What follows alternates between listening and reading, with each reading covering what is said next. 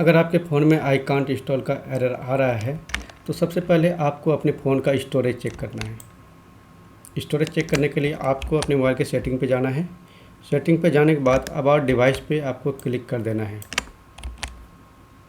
Click करने के बाद आप अपने फ़ोन का स्टोरेज यहाँ से चेक कर सकते हैं। अगर आपके फ़ोन में स्टोरेज अवेलेबल नहीं है, उसके बाद भी आप एप्लीकेशन इंस्टॉल करेंगे तो भी आपके फ़ोन में आई कांट इंस्टॉल का एरर आएगा।